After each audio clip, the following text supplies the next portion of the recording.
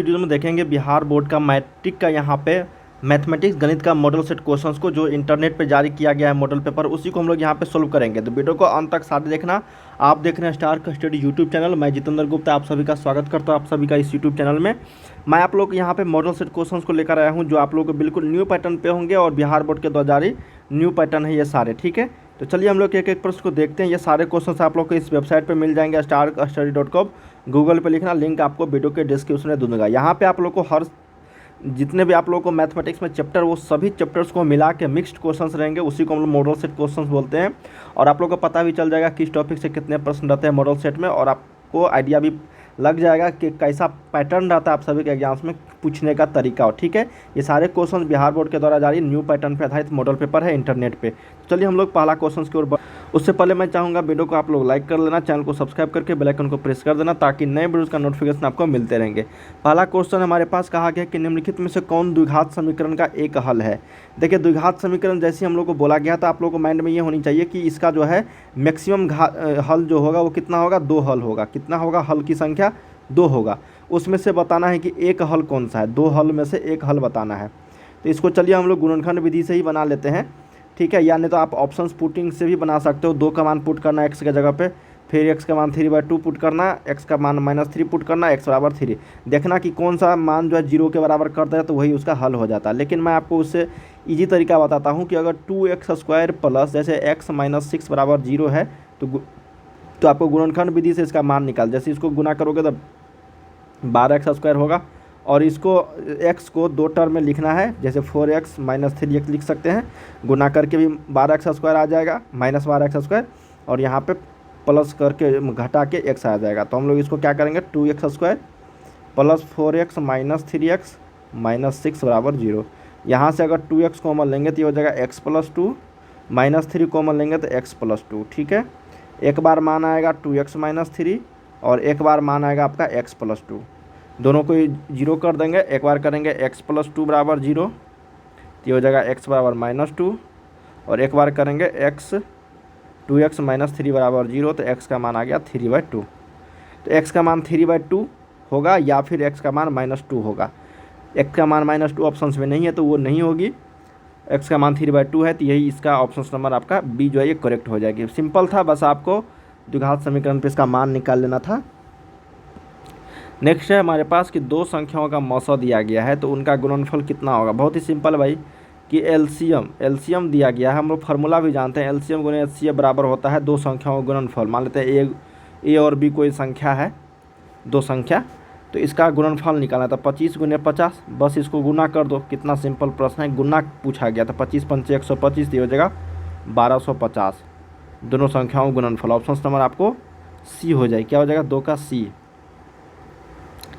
Third number है कि निम्नलिखित में से कौन सी संख्या परिमेय है। परिमेय बताना है कौन सा है।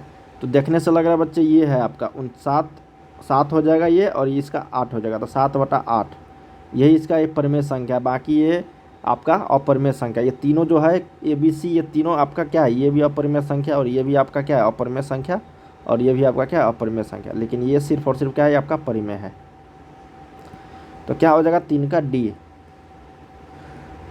फोर्थ नंबर है कि यदि किसी त्रिभुज ABC में कोण A का वैल्यू 90 डिग्री है, तो चलिए हम लोग ABC मान लेते हैं इसको। A का मान 90 डिग्री है, BC का मान 13 है, AB का वैल्यू 12 है। तो स्वाभाविक है बच्चे, ये जब 90 डिग्री होगा तो समकोण त्रिभुज हो गया। त्रिभुज ABC में जब कोण A का वैल्यू 90 डिग्री है तो हम लोग जानते हैं BC² बराबर AB² प्लस आपको AC²। तो ये हो जाएगा 13 का स्क्वायर बराबर 12 का स्क्वायर, और प्लस आपको AC का वैल्यू निकालनी है, ठीक है। AC का वैल्यू क्या करनी है, निकालनी है। तो हम लोग इसको 169 माइनस इधर करेंगे तो 144 बराबर AC²। इसको करेंगे तो हो जाएगा √25 बराबर AC। तो AC का वैल्यू क्या हो जाएगा, 5। हम लोग जानते भी है कि 5, 12, 13 जो है एक आपका त्रिभुज का, ये समकोण त्रिभुज का एक त्रिक नियम होती है। यहाँ पे त्रिक होता है, पैथागोरस त्रिक, ठीक है। 5, 12, 13 का। तो यहाँ पे 4 का सही उत्तर आपको सी करेक्ट होगा। नेक्स्ट है फिफ्थ नंबर कि समांतर श्रेणी का प्रथम धनात्मक पद निम्नलिखित में से कौन सा होगा। देखिए, धनात्मक पद का मतलब होता है कि 0 से आपका बड़ा होनी चाहिए। जैसे ये नेगेटिव है ना सारे, जैसे -11 हो गया, -8 हो गया, -5 हो गया। उसके बाद देखो कितना घट रहा है, 3 घट रहा है, तो ये -2 हो जाएगा। फिर -2 में से अगर 3 माइनस, देखो -2 में से अगर -3 घटाओगे तो -2 + 3, तो ये हो जाएगा +1, तो 1 हो जाएगा। तो देखो कौन सा पद धनात्मक हो गया, 1 2 3 4, ये एक जो है यहाँ पे क्या है, एक जो है एक धनात्मक पद यहाँ पे होगा, क्या होगा, एक धनात्मक पद होगा। सही उत्तर 5 का एक करेक्ट होगा। पहला जो इस श्रेणी का जो धनात्मक पद होगा वो एक आएगा, एक आएगा यहाँ पे, ठीक है, इसको ध्यान में रखना था। 5 का एक करेक्ट होगा। चलिए 6 नंबर देखते हैं कि यदि किसी बिंदु इतना का मूल बिंदु, जब भी मूल बिंदु से दूरी पूछा जाएगा आप लोगों से, यहाँ से पूछा जाएगा ये x और ये y है, मतलब ये P बिंदु है आपका, इसी का निर्देशांक x, y है, और यहाँ से दूरी पूछा गया है, तो इसका मतलब 0,0 होता है, ठीक है, मान लीजिए ये O है आपका, तो OP बराबर लिखेंगे यहाँ पे, कुछ भी नहीं कर दिया, बस जो P का निर्देशांक दिया गया x² + y², बस यही आंसर हो गया, x² + y², 6 का C। जब भी मूल बिंदु से बोला जाएगा आप लोगों को, तो जो भी मान दिया रहेगा उसका क्या करना है, √अंडर में दोनों के स्क्वायर को योग के बराबर कर देना है, ठीक है। अगला देखते हैं कि त्रिभुज का गुरुत्व केंद्र उसकी माध्यिका को निम्न में से किस अनुपात में विभाजित करता है। किसी भी त्रिभुज का गुरुत्व केंद्र जो होता है वो उसकी माध्यिका को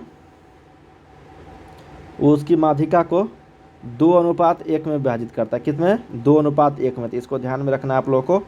7 का B करेक्ट होगा, क्या होगा, 7 का B, ठीक है।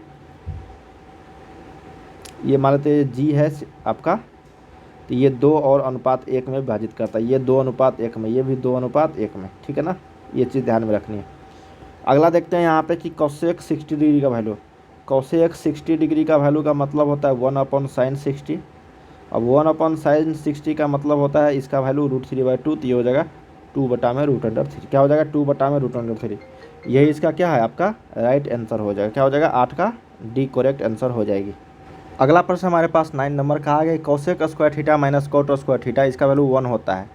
ये जो है cosec स्क्वायर थीटा माइनस में cot स्क्वायर थीटा, ये फार्मूला है, बराबर 1, ठीक है। उसी तरीके से sec स्क्वायर थीटा माइनस में tan स्क्वायर थीटा बराबर 1 होती है। उसी तरीके से sin स्क्वायर थीटा प्लस में आपका cos स्क्वायर थीटा बराबर 1 होता है, ठीक है। ये चीज़ आपको ध्यान में रखने की ज़रूरत है। अगला देखते हैं कि वृत्त का क्षेत्रफल का सूत्र क्या होता है। देखिए वृत्त का क्षेत्रफल का अगर सूत्र की बात करेंगे तो सिंपल है, मतलब ये कोई वृत्त है आपका और ये आपका कोई त्रिज्या है, ठीक है। क्या है, इसका त्रिज्या है, ये O है, मान लेते ये आपका त्रिज्या R है, तो इसी का जो क्षेत्रफल अगर पूछा जाएगा तो ये होता है आपका πr² के बराबर। क्या होता है, πr² के बराबर। सूत्र था ये सिंपल। और ये होता है आपका 2πr, ये परिधि के बराबर होता है। क्या होता है, परिधि के बराबर। 11 नंबर है कि चक्रीय चतुर्भुज के चारों कोनों का योग कितना होगा, 360 डिग्री होगा। चतुर्भुज के चारों कोनों का योग कितना होता है, 360 डिग्री, 11 का। और त्रिभुज के तीनों कोना का योग, ये होता है त्रिभुज के तीनों कोना का योग, त्रिभुज के तीनों कोनों का योग, ठीक है। अगला देखते हैं कि cot 60 डिग्री। देखिए cot 60 डिग्री का वैल्यू होता है आपका 1/tan 60, तो ये होता है 1/√3, ये 1/√3। क्या हो जाएगा, ये 1/√3। cot 60 का वैल्यू क्या होता है, 1/√3, ठीक है। अगला है कि निश्चित घटना की प्रायिकता क्या होती है। जब आपको पता ही चल गया कि निश्चित वो श्योर घटना है, तो उस घटना की जो प्रायिकता होगी वो 1 होगा। क्या होगा, 1 होगा। और जब भी अनिश्चित घटना की प्रायिकता जो पूछा जाएगा तो वो 0 होगा। ये 0 जो है वो अनिश्चित घटना की प्रायिकता है। क्या है, अनिश्चित घटना की प्रायिकता है। अगला देखते हैं 14 नंबर की sin 90 डिग्री माइनस a निम्नलिखित में से किसके बराबर है। देखो sin 90 - a जो होता है ये आपका cos a के बराबर है। क्या है, cos a के बराबर है, ठीक है। ऑप्शन नंबर आपको A करेक्ट होगा। क्या होगा, A करेक्ट होगा, ठीक है।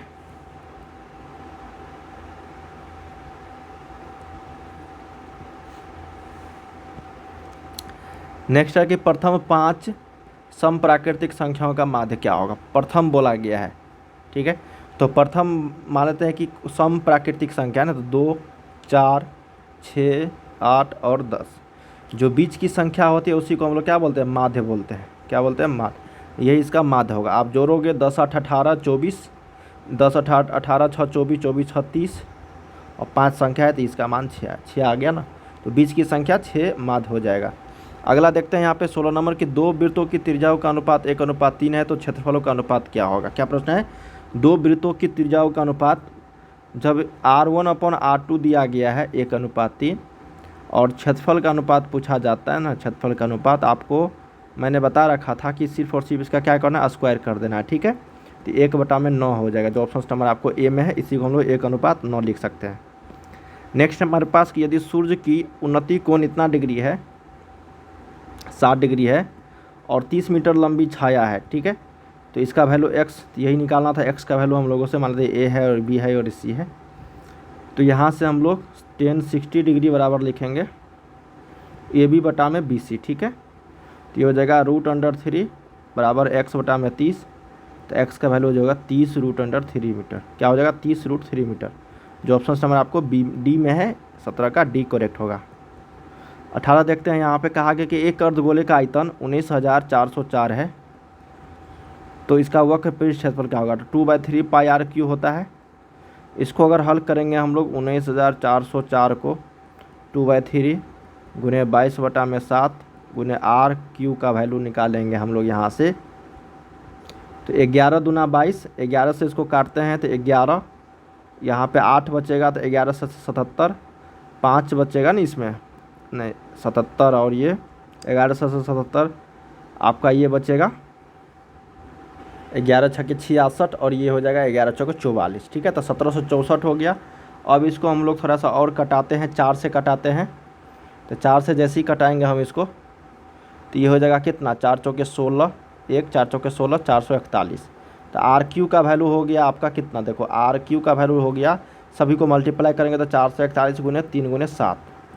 441 किसका मतलब ये होता है आपका गुणनखंड, मतलब वर्गमूल। तो ये होता है आपका 21 का स्क्वायर, तो 21 गुने 21 और ये 21 पर यहाँ पे 7 3 21। तो आर का वैल्यू यहाँ पे 21 आ गया, क्योंकि आर क्यूब है, इसका अगर घन क्यूब निकालेंगे कि यहाँ पे 21 गुने 21 गुने 21 का, तो 21 ही आएगा।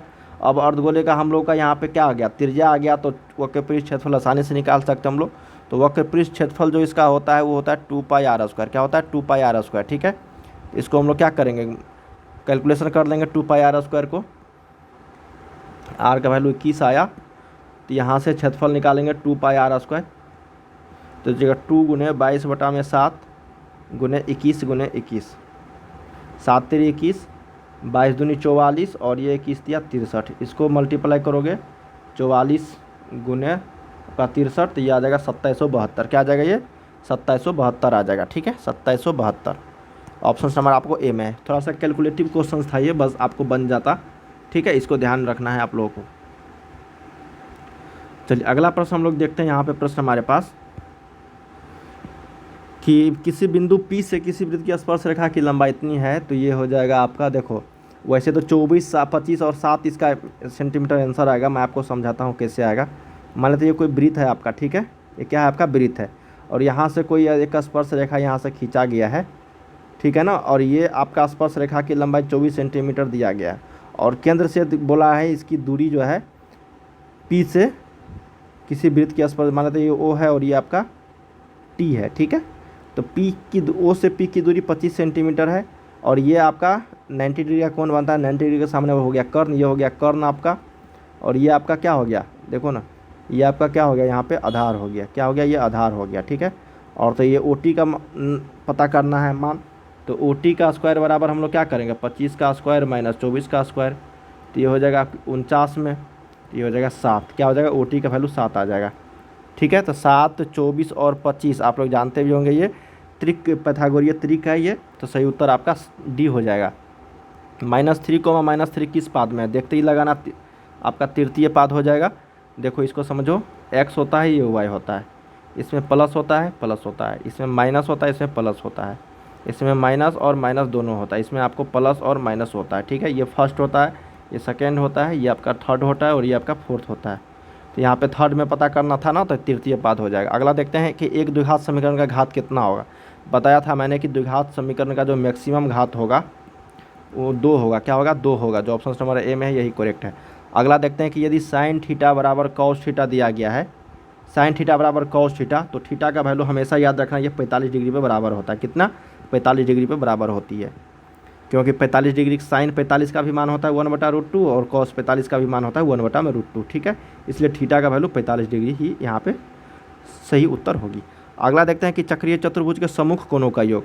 देखिए बच्चों, मान लेते हैं कि ये वो कोई आपका चक्रीय चतुर्भुज है, ये आपका कोई क्या है, चक्रीय चतुर्भुज है, ठीक है।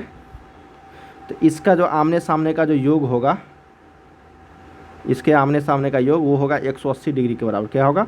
180 डिग्री के बराबर आमने सामने। मान लेते हैं एक्स है और ये आपका ए है, ठीक है। तो दोनों को जोड़ेंगे a प्लस एक्स, तो ये आपका 180 डिग्री के बराबर होनी चाहिए, ठीक है। अगला देखते हैं कि बिंदु -5 और -4 किस चतुर्थांश में है, तो ये तृतीय में, अभी जस्ट हम लोगों ने पढ़ा था, तृतीय में होगा। अगला क्वेश्चन, लास्ट क्वेश्चन हमारा कि साइन 59 डिग्री अब बट्टा में है कॉस 31 डिग्री। बताया था ना ये क्वेश्चन, जब दोनों का मान 90 डिग्री आ रही है जोड़ के, तो हमेशा याद रखना इसका मान 1 होगा। क्या होगा? 1 होगा। तो बच्चे हम लोगों ने यहाँ पे 1 से 25 तक क्वेश्चंस किए हैं जो मॉडल सेट पर आधारित था। इसके आगे क्वेश्चन अगले वीडियो में हम कवर करेंगे। काफ़ी सारे क्वेश्चन मैं आपको इस चैनल के माध्यम से बताता रहा हूँ। तो वीडियो को लाइक कर देना, चैनल को सब्सक्राइब कर लेना। मिलते हैं अगले वीडियो में, तब तक आप लोग पढ़ाई करते रहिए। अगर किसी भी तरह का प्रश्न में दिक्कत आ रही है तो ज़रूर कमेंट्स करके मुझे बताना, मैं आप लोग को सारे क्वेश्चंस को यहाँ पे हेल्प करूँगा बनाने में, ठीक है। चलिए मिलते हैं अगले वीडियो में। बाय बाय सभी को।